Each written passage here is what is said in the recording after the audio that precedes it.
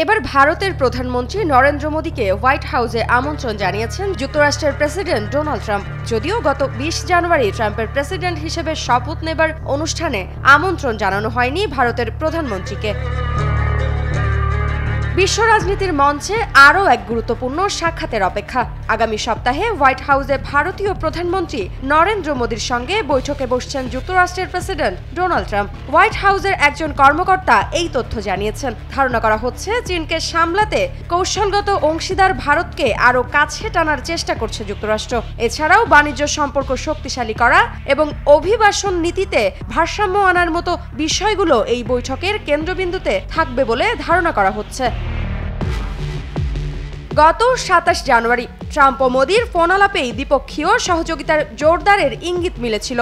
এখন এই মুখোমুখি আলোচনা দুই দেশের সম্পর্ককে কতটা নতুন উচ্চতায় নিয়ে যেতে পারে সেটাই এখন দেখার বিষয়। মোদীর হোয়াইট হাউস সফর যুক্তরাষ্ট্র ভারত সম্পর্কের নতুন দিগন্ত বলেও মনে করা হচ্ছে। দুই দেশের মধ্যে কৌশলগত বাণিজ্যিক সম্পর্ক আরও গভীর করার লক্ষ্যে এই বৈঠক অত্যন্ত গুরুত্বপূর্ণ বলে মনে করছেন বিশ্লেষকরা।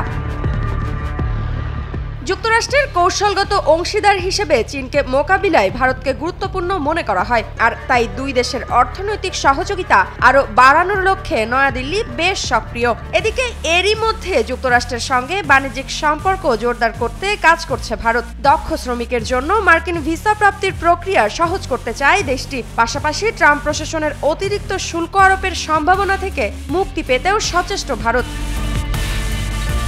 তবে ২০২৩ থেকে ২৪ অর্থবছরে দুই দেশের মধ্যে বাণিজ্যের পরিমাণ $১১৮ বিলিয়ন ছাড়িয়েছে, যেখানে ভারত যুক্তরাষ্ট্রের চেয়ে $৩২ বিলিয়ন বেশি রপ্তানি করেছে।